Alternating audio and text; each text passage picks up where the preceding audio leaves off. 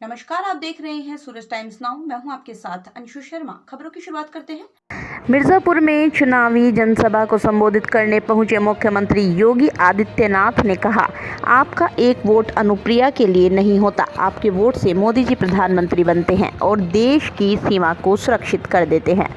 सपा और कांग्रेस ओबीसी आरक्षण को मुसलमान को देना चाहती है।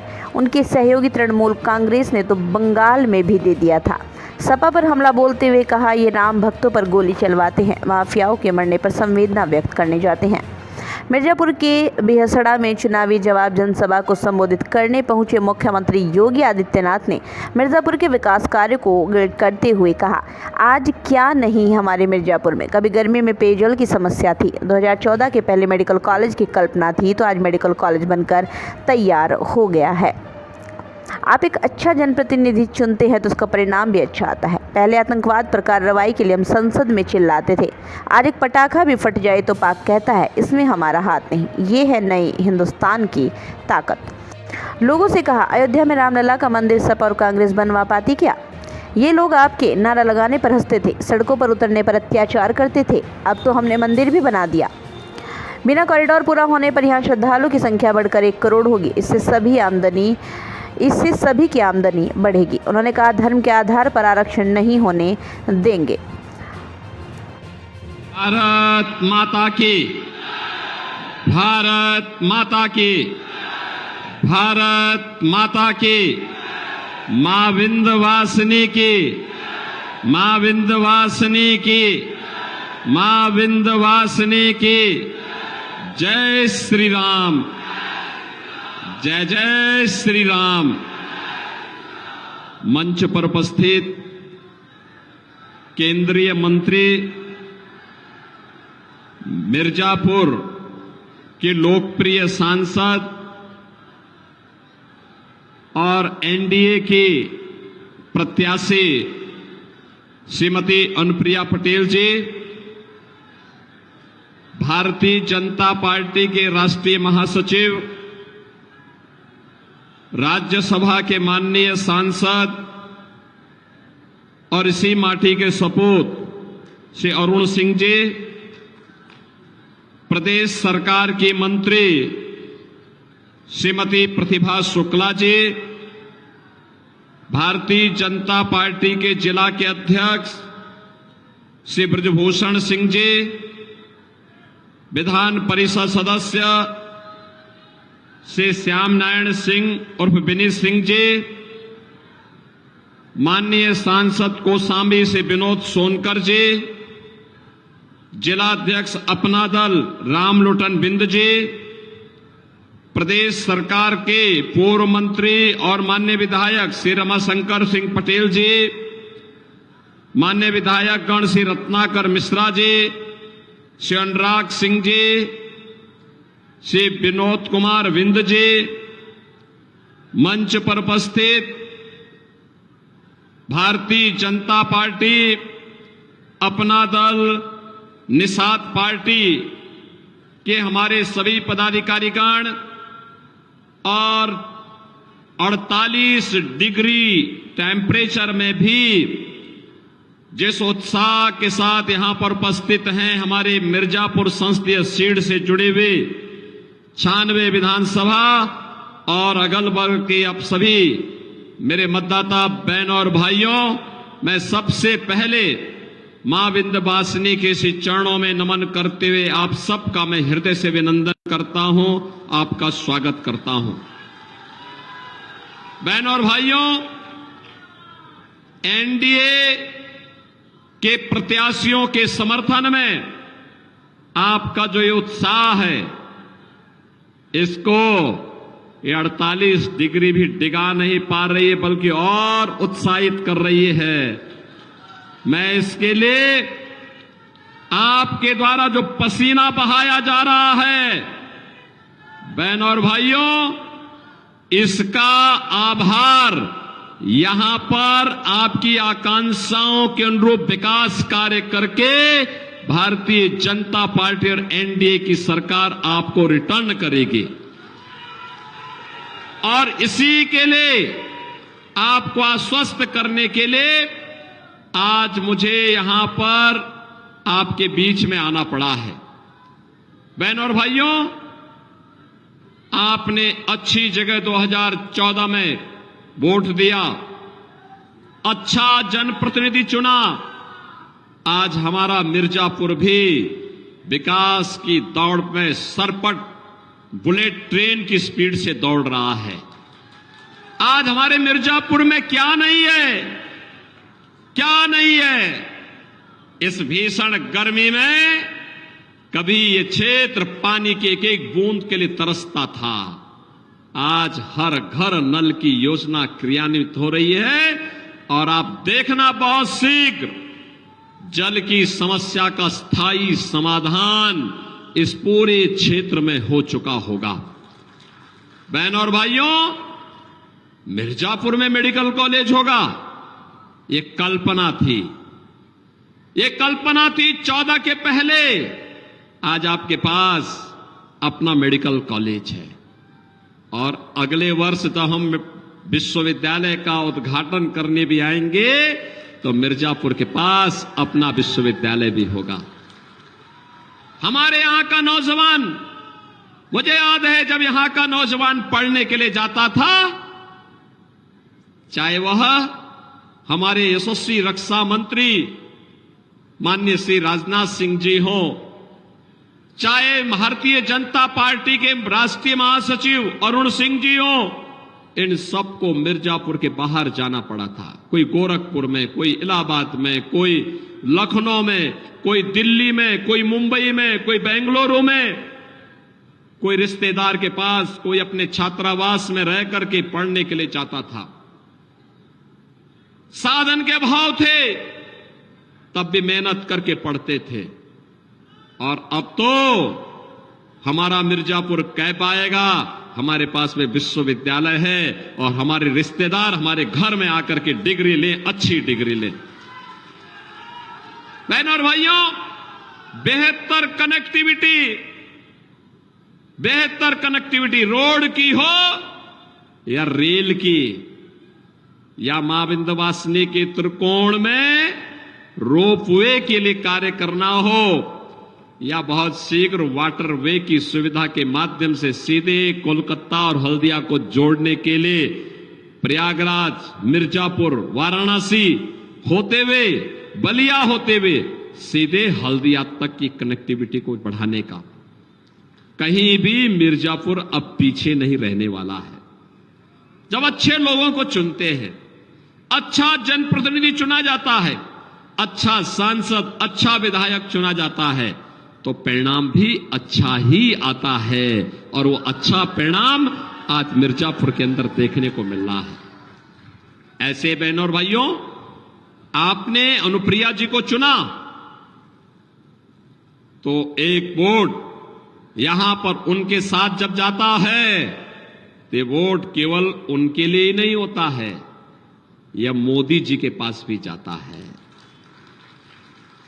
मोदी जी प्रधानमंत्री बनते हैं और मोदी जी प्रधानमंत्री बनते हैं तो दुनिया के अंदर भारत का सम्मान बढ़ा देते हैं, देश की सीमाओं को सुरक्षित कर देते हैं,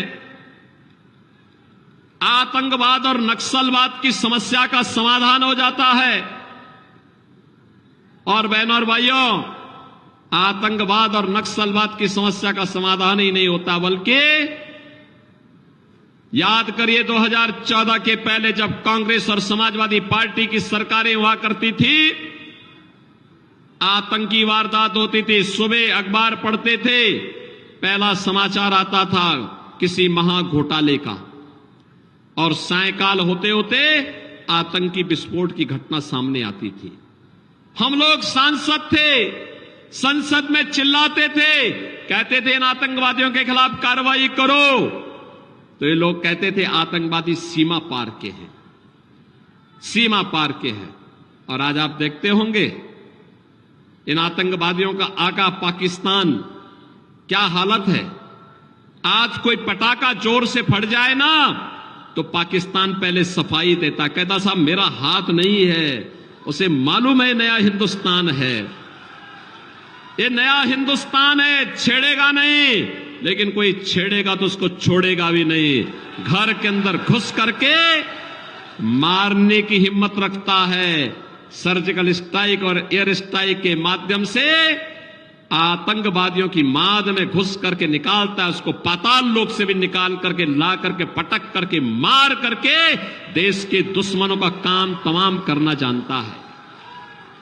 बहनों और भाइयों, सुरक्षा भी है तो सम्मान भी है, और साथ साथ विकास के कार्य 2 लेन, 4 लेन, 6 लेन, 12 लेन के हाईवे, एक्सप्रेस हाईवे, रेलवे में वंदे भारत, अमृत भारत, नमो भारत जैसी ट्रेन, वाटरवे की सुविधा भी है, रोपवे की सुविधा भी विकसित हो रही है। 1 डिस्ट्रिक्ट 1 मेडिकल कॉलेज, हर कमिश्नरी में मेडिकल विश्वविद्यालय की स्थापना हो, यह संकल्प भी साकार हो रहा है। IIT, IIM, IIIT, NIT जैसे संस्थान भी स्थापित हो रहे हैं। और बहनों और भाइयों, इन सब के साथ साथ गरीबों का भी कल्याण हो।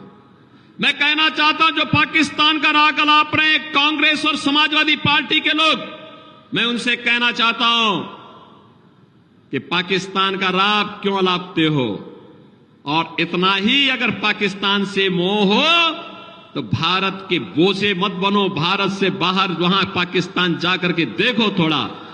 पाकिस्तान 23 करोड़ लोगों की पेट नहीं भर पा रहा है।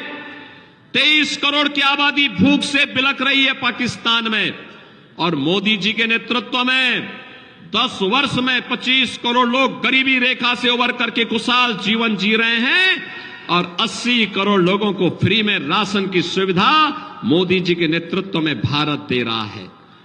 बहनों और भाइयों, अभी तक तो 60 करोड़ लोग प्रतिवर्ष 5 लाख रुपए की स्वास्थ्य बीमा का सुविधा प्राप्त कर रहे हैं।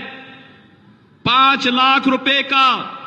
और मोदी जी ने कहा है 4 जून को जब फिर एक बार मोदी सरकार बनेगी तो 70 वर्ष से ऊपर के प्रत्येक बुजुर्ग को 5 लाख रुपए की मुफ्त स्वास्थ्य का सुविधा उपलब्ध कराएंगे, प्रतिवर्ष उपलब्ध करवाएंगे। बहनों और भाइयों, आप याद करिए, कभी कांग्रेस की सरकार कहती थी कि 100 पैसा बेचते हैं, नीचे 15 पैसा जाता है, बाकी 85 पैसा एक कांग्रेस के दलाल, समाजवादी पार्टी के दलाल खा जाते थे। आज मोदी जी ने जनधन अकाउंट खोल दिए। दिल्ली और लखनऊ से आने वाला पैसा सीधे आपके अकाउंट में आता है, बीच के मध्यस्थ समाप्त। किसान को किसान सम्मान निधि, हर घर में शौचालय का निर्माण, और हर घर में उज्ज्वला योजना का कनेक्शन भी पहुंच गया है। हम लोगों ने तो यूपी में व्यवस्था की है, जितने भी उज्ज्वला योजना के कनेक्शनधारी हैं, होली और दीपावली में उनको एक एक भरा हुआ सिलेंडर मुफ्त में उपलब्ध करवाने का काम करेंगे, और हम उपलब्ध करा रहे हैं। 4 करोड़ गरीबों को मकान मिले हैं, और यहां 96 में तो कोल जाति के जितने भी परिवार हैं सबको हमने एक एक मकान उपलब्ध करवा दिया है। 100% सैचुरेशन के लक्ष्य को लेकर के हम लोग आगे बढ़े हैं। मोदी जी ने कहा है 4 जून को जब फिर एक बार मोदी सरकार बनेगी, बचे हुए लोगों को भी एक एक आवास उपलब्ध करवाएंगे, कोई भी आवास विहीन नहीं रहेगा। बहनों और भाइयों, सुरक्षा है, सम्मान है, विकास है, और गरीब कल्याण भी है। ये सारे कार्य एक साथ हो रहे हैं, और साथ साथ आपकी आस्था को भी सम्मान है। याद करिए अयोध्या में रामलला का मंदिर, अयोध्या में रामलला का मंदिर क्या ये समाजवादी पार्टी के लोग और कांग्रेस के लोग करा पाते क्या? क्या ये लोग करा पाते क्या? आप याद करिए, जब आप या आपके पूर्वज नारा लगाते थे कि रामलला हम आएंगे, मंदिर वहीं बनाएंगे, बोलते थे ना, तो ये लोग हंसते थे। सड़कों पे आप उतरते थे तो आपके खिलाफ झूठे मुकदमे दर्ज होते थे। अनावश्यक प्रताड़ना होती थी। और आज तो नारा नहीं, हकीकत है अयोध्या में रामलला विराजमान हो गए हैं। हो गए ना? कोई संदेह? कोई संदेह? अब तो रामलला विराजमान हो गए हैं। और याद करिए, अयोध्या में रामलला विराजमान होने के पहले मोदी जी ने अयोध्या के इंटरनेशनल एयरपोर्ट का नामकरण महर्षि वाल्मीकि के नाम पे किया है। अयोध्या में जितने यात्री विश्रामालय हैं, 5000 यात्रियों के लिए हम लोगों ने सरकारी यात्री विश्रामालय और रेन बसेरा बनाए हैं। उन रेन बसेरों का नाम क्या है? भगवान राम जब अयोध्या से निकले थे वनवास के लिए, तो बहनों और भाइयों, उन्होंने पहला विश्राम किया था निषाद राज की यहां। तो हम लोगों ने तय किया जितने विश्रामालय बनेंगे ये सब निषाद राज के नाम पर होंगे। और बहनों और भाइयों, अयोध्या में हर विश्रामालय निषाद राज के नाम पर। भगवान राम को जंगल में जूठे वेर खिलाया था माता सबरी ने। भोजनालय, फ्री भोजनालय अयोध्या के माता सबरी के नाम पर चल रहे हैं। बहनों और भाइयों, एक तरफ अयोध्या में रामलला विराजमान हुए हैं, और जंगलों में वनवास में जब गए थे भगवान राम, तो भगवान राम ने संकल्प लिया था, निस्सरहीन करो मई भुज उठाए प्रण कीन। क्या कहा था? निस्सरहीन करो मई भुज उठाए प्रण कीन। उन्होंने कहा था कि मैं इस पूरे भारतवर्ष को, पूरे आर्यावर्त को आतंकवाद और नक्सलवाद से मुक्त करूंगा। और देखा, आज मोदी जी के नेतृत्व में देश आतंकवाद और नक्सलवाद से मुक्त हो चुका है। और जब मोदी जी वहां काम कर रहे थे तो हमने भी कहा कि हम उत्तर प्रदेश को माफिया से मुक्त करेंगे। सभी माफियाओं के राम नाम सत्य है की यात्रा भी निकल गई। अब मुझे बताओ, राम भक्तों पर गोली चलाने वाली समाजवादी पार्टी एक तरफ राम भक्तों पर गोली चलाती है और दूसरी तरफ माफिया के मरने पर मातम मनाने के लिए जाती है। मुझे बताओ, माफिया के प्रति संवेदनशील लोगों के साथ खड़े होंगे या राम भक्तों के साथ खड़े होंगे? और यही नहीं, मां विंध्यवासिनी का कॉरिडोर भी तो भव्य बन रहा है। और इस बार तो मैंने सुना 35 लाख श्रद्धालु मां विंध्यवासिनी का दर्शन करने के लिए नवरात्रि में आए थे। 35 लाख लोग। और कॉरिडोर पूरा होने दीजिए, ये संख्या 1 करोड़ तक पहुंचेगी। 1 करोड़ तक। और याद रखना, जब 1 करोड़ तक पहुंचेगी तो तब मां विंध्यवासिनी का आशीर्वाद तो हम सब पर है। याद रखना, तब हमारे विधायक पंडित जी की ही, इनको ही मुनाफा नहीं कमाना है। यहां टैक्सी वाला कमाएगा, होटल वाला कमाएगा। होटल उनका भी है, कॉरिडोर में उनका होटल भी गया है। लेकिन हर एक फूल पत्ती बेचने वाला कमाएगा, हर दुकान वाला कमाएगा, नाव वाला कमाएगा। और बहनों और भाइयों, हमारा मिर्जापुर और विंध्यवासिनी धाम के साथ साथ इस पूरे जनपद का नाम होगा देश और दुनिया के लोग जब यहां पर आएंगे। और इसीलिए हम आए हैं आज आपके बीच में। मैं इसीलिए आया हूं और मुझे बहुत अच्छा लगा। यहां पे अभी जब मैं मंच पे आया तो आपकी सांसद और केंद्रीय मंत्री श्रीमती अनुप्रिया पटेल जी ने मिर्जापुर की पहचान के लिए मां विंध्यवासिनी का चित्र भी और 1 डिस्ट्रिक्ट 1 प्रोडक्ट में यहां का जो पीतल का उत्पाद है, उस उत्पाद को, इस प्रोडक्ट को भी मुझे उपलब्ध कराया। उसकी ब्रांडिंग अनुप्रिया जी देश में कहीं भी जाती हैं, मिर्जापुर की इस पहचान को मजबूती के साथ वहां पर रखने का काम करती है।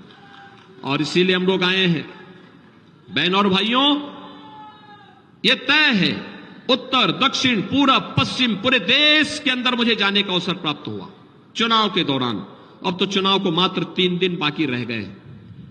बहनों और भाइयों, पूरे देश में एक ही आवाज है, चारों ओर एक ही स्वर गूंज रहा है, और वह है कि फिर एक बार और अब की बार 400 पार की जब बात करते हैं तो समाजवादी पार्टी और कांग्रेस का इंडी गठबंधन चारों खाने चित्त हो जाता है। इनको कुछ भी इनकी समझ में नहीं आता क्या करें। तो बहनों और भाइयों, इन्होंने झूठ फैलाना शुरू किया, और झूठ भी किस कदर। देखो कारनामे उनके, लेकिन दोषारोपण इधर कर रहे हैं। इनका घोषणा पत्र कहता है सत्ता में आएंगे तो अनुसूचित जाति, जनजाति और पिछड़ी जाति का आरक्षण मुसलमानों को बांटेंगे। देखो, बाबा साहब भीमराव अंबेडकर ने कहा था धर्म के आधार पर आरक्षण नहीं हो सकता, और एनडीए भी यही कहता है कि हम धर्म के आधार पर आरक्षण नहीं होने देंगे। अनुसूचित जाति, जनजाति और पिछड़ी जाति के भाइयों का आरक्षण को बंदर बांट नहीं होने देंगे, उसमें डकैती नहीं पड़ने देंगे। समाजवादी पार्टी और कांग्रेस के गठबंधन को बेनकाब करेंगे। इनके द्वारा कहा जा रहा है कि सत्ता में आएंगे, ये कांग्रेस और समाजवादी पार्टी का गठबंधन कहता है सत्ता में आएंगे तो पर्सनल लॉ लागू करेंगे। पर्सनल लॉ का मतलब जानते हैं आप? तालिबानी शासन। बेटी स्कूल नहीं जा पाएगी, महिलाएं बाजार नहीं जा पाएंगी, बुर्का पहन करके घर के अंदर दुबके रहना पड़ेगा। ये भारत बाबा साहब भीमराव अंबेडकर के द्वारा बनाए गए संविधान से चलेगा। भारत तालिबानी शासन को और शरीयत के कानून को मानने वाला देश नहीं बन सकता है। और इसीलिए हम लोग आए हैं आपसे कहने के लिए, बहनों और भाइयों, बाबा साहब भीमराव अंबेडकर का सर्वाधिक अपमान कांग्रेस और समाजवादी पार्टी ने किया है। याद करिए इनके कृत्यों को। अभी पश्चिमी बंगाल के अंदर इनकी सहयोगी तृणमूल कांग्रेस ने वहां पर ओबीसी के आरक्षण को मुसलमानों के 118 जातियों को दे दिया था। हाई कोर्ट ने वहां पर उसको खारिज किया, कहा कि नहीं, भारत का संविधान धर्म के आधार पर आरक्षण नहीं देता है। ओबीसी का आरक्षण, पिछड़ी जाति के लोगों का आरक्षण केवल पिछड़ी जाति को ही प्राप्त होगा। कर्नाटक में कांग्रेस ने पिछड़ी जाति का आरक्षण मुसलमानों को बांट दिया है। आंध्र प्रदेश में पहले ही बांट चुकी है। और समाजवादी पार्टी वो तो सत्ता के बाहर है। अन्यथा 2012 और 2014 में उन्होंने भी अपनी घोषणा पत्र में कहा था। और बहनों और भाइयों, इन्होंने तो दंगाइयों की रीढ़ तोड़ने वाली पीएससी की 54 कंपनियां समाप्त कर दी थी उत्तर प्रदेश में। और तो जब हम लोग आए हैं, हमने फिर सभी कंपनियों को बहाल किया है।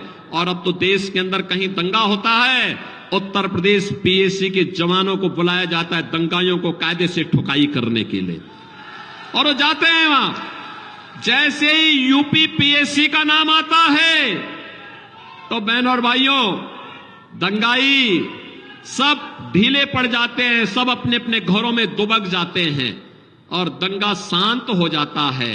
और दंगा जब शांत होता है तो वहां की जनता जनार्दन कह पाती है कि पीएससी तो आई है, थोड़ा योगी जी बुलडोजर भी भेज देते ना तो इन दंगाइयों को ठीक कर देते।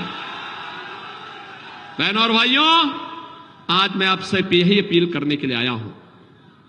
आपने 14 और 19 में अच्छा फैसला लिया तो विकास आया, हर घर नल की योजना आई, बाण सागर की परियोजना आई, विश्वविद्यालय आया, मेडिकल कॉलेज आया, मां विंध्यवासिनी कॉरिडोर आया, मां गंगा पे इस पार से उस पार जाने के लिए पुल भी मिले, रेलवे की सौगात भी मिली, पेंटून ब्रिज भी मिले, हाईवे भी मिले, गांव-गांव की कनेक्टिविटी बेहतर हुई है।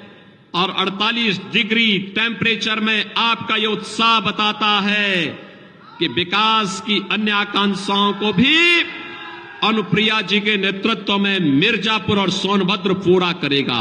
और इसीलिए आज मैं आपको आश्वस्त करने के लिए आया हूं। आपका जो पसीना है, आपका जो उत्साह है, विकास को बुलेट ट्रेन की स्पीड से मिर्जापुर को आगे बढ़ाएगा। हमारा मिर्जापुर भी अब लखनऊ की तरह, वाराणसी की तरह विकास की मुख्य धारा के साथ जुड़ करके, आधुनिक बन करके, एक नई आभा के साथ देश के अंदर जगमगाएगा। और इसी के लिए आज मैं आया हूं आपसे कहने के लिए, भारतीय जनता पार्टी, निषाद पार्टी ने अपना दल के प्रत्याशी के रूप में, एनडीए के प्रत्याशी के रूप में श्रीमती अनुप्रिया पटेल जी को कब प्लेट पर क्या चुनाव चिन्ह है। तो ये थी फिलहाल की कुछ खास खबरें। बाकी की खबरों के लिए देखते रहिए सूरज टाइम्स नाउ। नमस्कार।